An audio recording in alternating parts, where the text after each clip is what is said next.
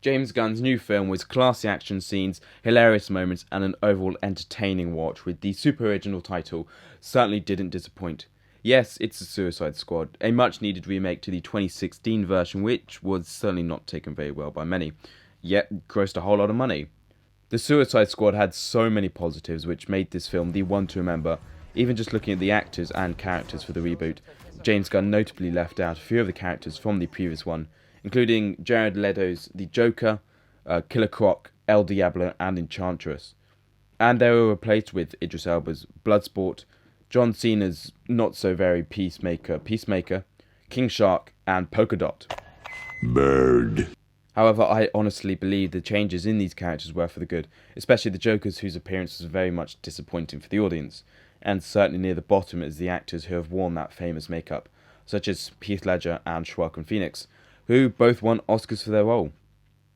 James Gunn certainly uses characters a lot better, diving deep into who they really are and actually in the middle of why we came to see this film, them on their mission, which for the first film took exactly 6 minutes and 25 seconds for the first of the group to step out of that Chinook, and even though the previous film was the same length, it took exactly 52 minutes and 13 seconds for the group to also lead that plane, around 8.5 times longer.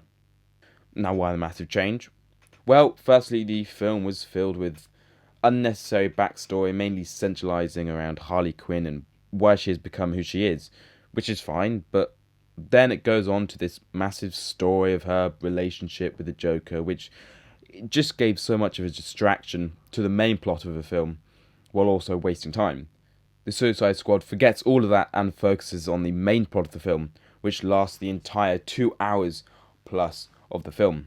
We are simply introduced to our first character, who is used as our POV or point of view for this 10 minutes. We are introduced to Group 1 quickly before getting in the action and seeing, well, all of them die, including our POV, bar 1 or 2, Harley Quinn and then Rick Flag. So not a very elegant start, but one that certainly cuts to the chase. Later then on, we cut to Group 2, our main cast, which then cuts to 3 days earlier so we can actually understand them and their mission for the film. John Cena's character and Idris Elba's Bloodsport are a brilliant duo together, and their kill-off, or whatever you call it, is super entertaining, and their fun for sure carries on throughout the whole film. Joel Kinnaman's Rick Flag is brilliant, and especially when Harley Quinn joins back on the team, they make their surprising relationship better than ever. Team 2 is clear to go. Fire. 3, 2. What are you guys doing?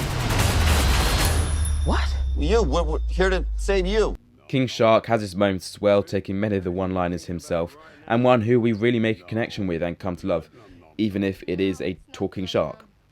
Monster Num Num. And Bird Num Num. Action scenes are far better than ever, and this review cannot go by without mentioning Harley Quinn's big moment to shine, showing just how well Gunn is at filming action scenes.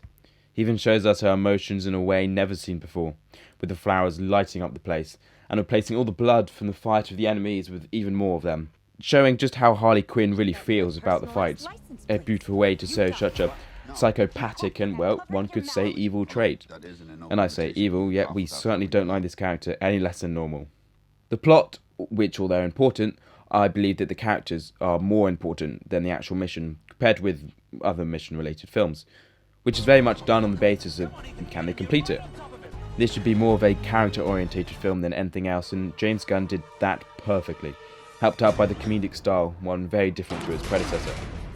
There was a clear vision for this film and a great storyline, where everything fit well into place. We meet the team, stuff happens, they destroy Project Starfish, and that all can hardly be said for Suicide Squad, the first one.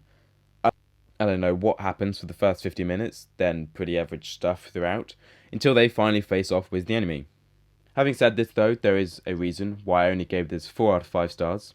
Firstly, although we learnt a lot about the characters, there's no backstory to the characters. A tiny bit with Bloodsport and her daughters, but the other characters, nothing. All I'm asking is barely a few minutes for the main characters to have their moment. Not the 50 minutes like the first one, yes, but something to get to know them a little better. At least we learnt that with the 2016 Suicide Squad. Secondly, I think James may have overdone it slightly with the enemy, or one of them, that being a giant starfish.